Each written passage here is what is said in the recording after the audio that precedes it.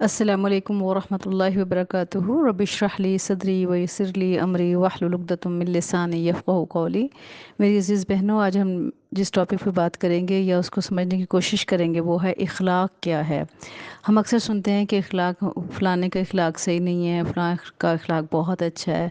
तो ठीक है, हमें इसे थोड़ा बहुत इंट्रोडक्शन तो ज़रूर है, तारुफ़ है कि इख़लाक़ क्या होता है, लेकिन हम इसको आज तफ़सीली कुरान और सुन्नत की रोशनी में देखेंगे कि दरअसल इख़लाक़ क्या होता है और इसकी कितनी अहमियत है हमारे इस्लाम में, और कितनी अहमियत है इसकी जन्नत में जाने और दोज़ख में जाने पर, ये कितना यानी इसका असर पड़ता है इस चीज़ का।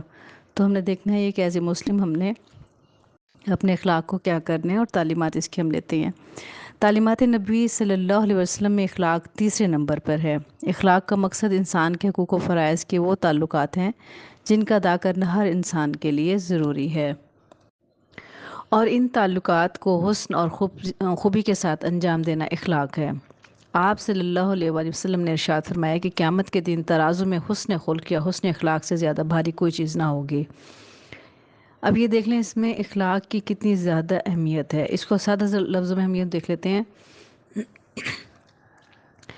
इंसानों के हकूक़ व फ़राइज़ के वो ताल्लुकात, मैं एक दफ़ा फिर रिपीट करती हूँ, इसे गौर से सुने। इंसानों के हकूक़ व फ़राइज़ के वो ताल्लुकात जिनका अदा करना हर इंसान के लिए ज़रूरी है, और इन ताल्लुकात को हुस्न और खूबी के साथ अंजाम देना इख़लाक़ कहलाता है। यानी हमारा किसी भी इंसान के साथ कोई ताल्लुक़ है, उसको हम जितने अच्छे तरीके से और अहसन तरीके से निभाएंगे वही हमारा इख़लाक़ कहलाएगा। आप सल्लल्लाहु अलैहि वसल्लम ने इरशाद फरमाया कि क़यामत के दिन तराजू में हुस्न खुल्क़ या हुस्न अखलाक से ज़्यादा भारी कोई चीज़ ना होगी। यानी क़यामत के दिन जब तराजू में हमारे अमालनामा तोला जाएगा तो उसमें सबसे ज़्यादा जो भारी चीज़ होगी वो इख़लाक होगी। अब जब तक हम ये नहीं समझेंगे कि दरअसल इख़लाक होता क्या है, तब तक हम उस पर अमल भी सही तरीके से नहीं कर सकते। तो इसके दो हिस्से होंगे। पहला हिस्सा होगा, इसके दो असल में इख़लाक होते हैं। एक होता है पसंदीदा इख़लाक और एक होता है नापसंदीदा इख़लाक।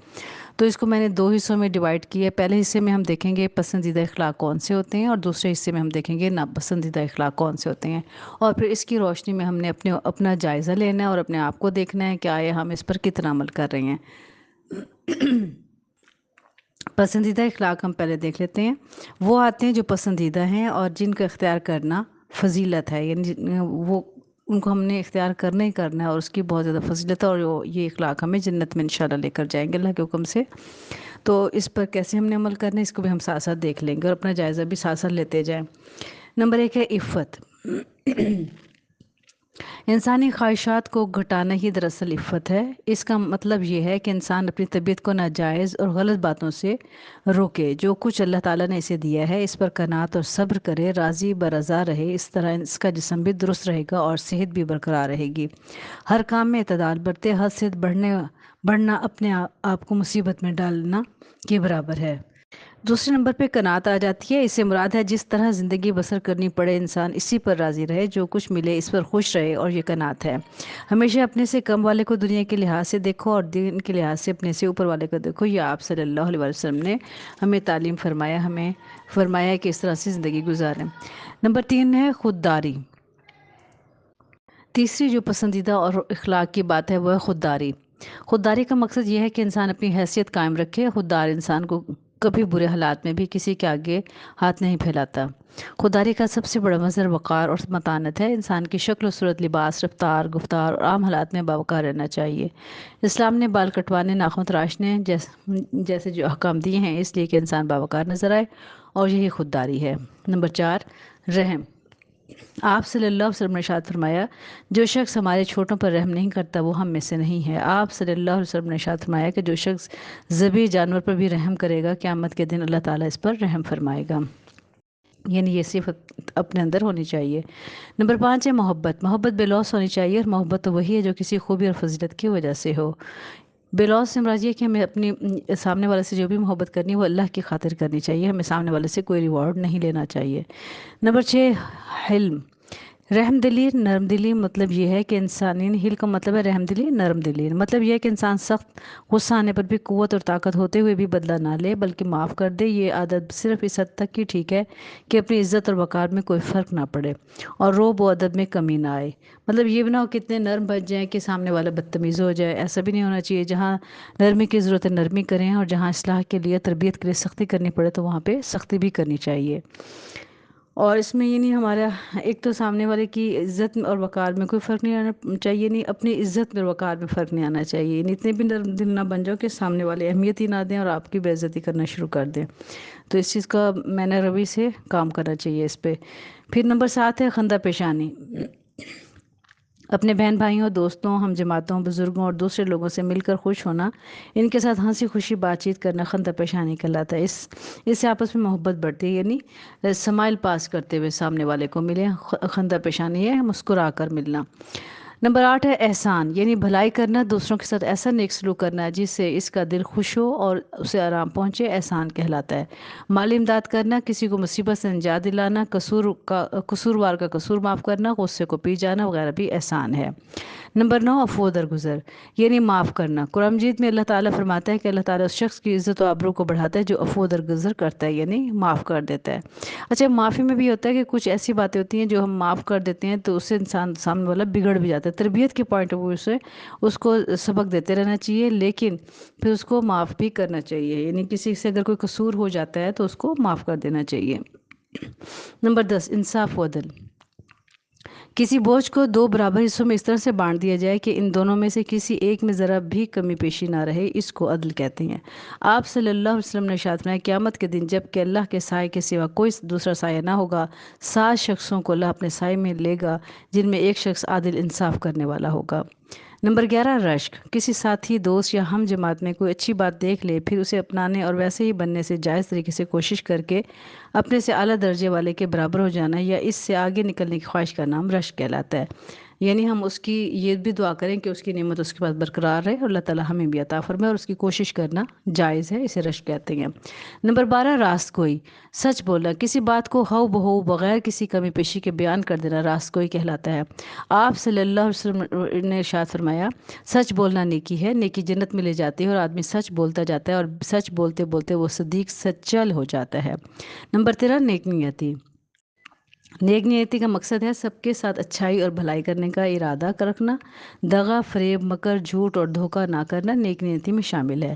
نمبر 14 شجاعت اور بہادری، ضرورت کے وقت خطرے میں پڑنا، دوستوں کی خاطر خطرہ مول لے لینا، خوف کے وقت دل کو قابو اور مضبوط رکھنا، اور اسلام و ملک کی خاطر دشمن سے مقابلہ کرنے اور موت کو بے حقیقت جاننے کا نام شجاعت ہے۔ نمبر 15 ثابت قدمی، یہ وقار اور شجاعت کا مجموعہ ہے، ہمیں مشکلات میں صبر کرنا اور مصیبتوں کا خندہ پیشانی سے مقابلہ کرنا چاہیے، اسی کا نام ثابت قدمی ہے۔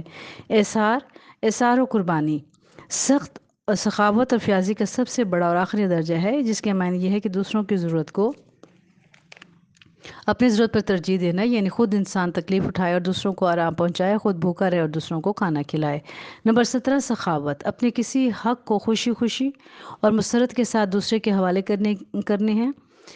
اس کی کئی صورتیں ہیں، مثلا اپنے حق کو کسی کو معاف کر دینا، اپنا بچا ہوا مال کسی کو دے دینا، اپنی ضرورت کا خیال کیے بغیر کسی دوسرے کو دے دینا، دوسرے لوگوں کے لیے اپنے جسم کی طاقت خرچ کرنا، اپنی دماغی قوت خرچ کرنا، مطلب یہ ہے کہ اپنی ذات سے دوسروں کو فائدہ پہنچانا ہے۔ نمبر 18 وقار، اس کا مطلب یہ ہے کہ انسان فضول باتوں، برے اور ناپسندیدہ کاموں، بے ضرورت اشارہ بازی سے پرہیز کرے، اگر کسی پر غصہ آئے تو اس پر قابو پائے، جب اس سے کوئی بات کی جائے تو اسے توجہ اور دلچسپی سے سنے، اور جب کچھ پوچھا جائے تو سوچ سمجھ کر جواب دے اور اپنا وقار اور عزت قائم رکھے، کسی کام یا گفتگو میں تیزی یا ترش روی پیش نہ آئے۔ نمبر 19 وفا، اپنے وعدہ اور قول پورا کرنے کے لیے اپنی جیب سے روپیہ خرچ کرنے اور تکلیف و مصیبت اٹھا کر ذمہ داری سے عہدہ برا ہونے کا نام وفا ہے۔ وفا کی ضد عہد شکنی ہے۔ نمبر 3 امانت، اگر آپ کے پاس کسی کی چیز رکھی ہے، اس کے مانگنے پر یا ویسے بھی اس کو جوں کا توں دے دینا امانت میں داخل ہے۔ نمبر 21 اعتدال و مینہ روی یہ خوبی اسلامی اخلاق کی جان ہے۔ آپ صلی اللہ علیہ وسلم کا ارشاد ہے کہ دولت مندی میں درمیانگی بہت اچھی ہے، محتاجی میں درمیانگی بہت اچھی ہے، اور عبادت میں بھی درمیانگی بہت اچھی ہے۔ اسلامی عبادت میں بھی اعتدال کو حکم دیا ہے، نہ عبادت اتنی زیادہ ہو کہ انسان دنیا کے کاروبار کو بھول جائے، اور نہ اتنی کم ہو کہ اللہ تعالیٰ کے فرائض میں غفلت برتے۔ اچھا، یہ تو سب میں نے آپ کو انٹروڈکشن کروا دی ان تمام چیزوں کا جو کہ اچھے اخلاق میں شامل ہے، اور ان پر ہمیں عمل بھی کرنا چاہیے اور ان کو اپنی زندگی میں شامل لازماً کرنا چاہیے، کیونکہ ایز اے مسلم اللہ تعالیٰ کا قرآن پاک میں بھی حکم ہے، اس کا مفہوم ہے کہ تم اسلام میں پورے کے پورے داخل ہو جاؤ۔ تو اس کے لیے یہ ہے کہ ہمیں ان تمام باتوں پہ عمل کرنا ہے، اسے اپنی زندگی میں اپلائی کرنا ہے، اور ساتھ ساتھ یہ بھی سوچنا ہے کہ یہ ہماری زندگی میں کس حد تک شامل ہے۔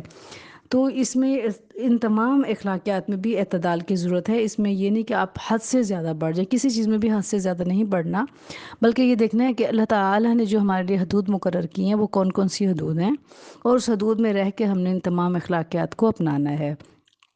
یہ بھی نہیں کہ آپ بعض باتوں میں اس قدر زیادہ بڑھ جائیں کہ ہمارے عزت و وقار پہ حرف آئے، اور وہ اخلاقیات جو ہے نا پھر وہ پستی کی طرف لے جاتی ہیں، جیسے بہت زیادہ ہنسی مذاق کرنا، یہ بھی اچھا نہیں ہوتا۔